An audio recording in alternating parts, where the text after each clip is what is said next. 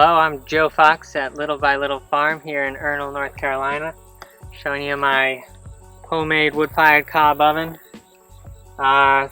Pretty basic design. When I built it, I tried to do it for free, so it's just some pine timber from the property, sloppily pieced together to keep it up off the ground for good cooking height. The dome itself is just made with the clay sand mixture and a little straw that I bought, but the rest is the sand and clay are both from the subsoil here where we had our pond dug. Have a lot extra.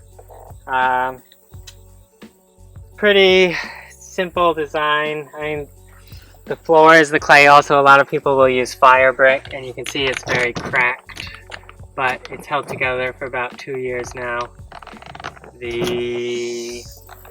Basically built the frame, did the base, and then used wet sand to build the dome the size I wanted, and put wet newspaper on that to create a barrier.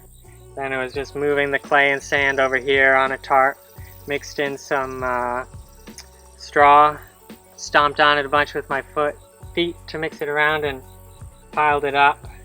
Let it sit for a day to stiffen up, cut out the opening, scoop out the sand, and then build up the lip. The door is just a couple of 2x sloppily cut out and put together to keep the heat in, but it works pretty well once you get the hang of it. I build a fire in there for 3 hours, let it burn down to the coals. Then I'll usually do pizza, do anywhere between 2 and 6 pizzas, and that's usually keeps a good temperature with that. Pizza takes about 1 to 2 minutes to cook each. They're fast, it's real hot. Then I'll scrape out the coals. I'll usually have some loaves of bread ready, throw them in next, let them bake for about a half an hour.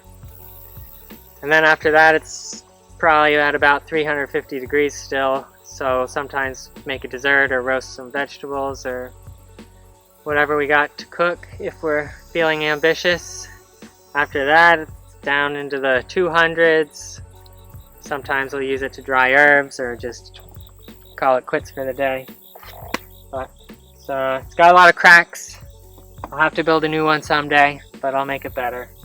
But this one served me pretty well.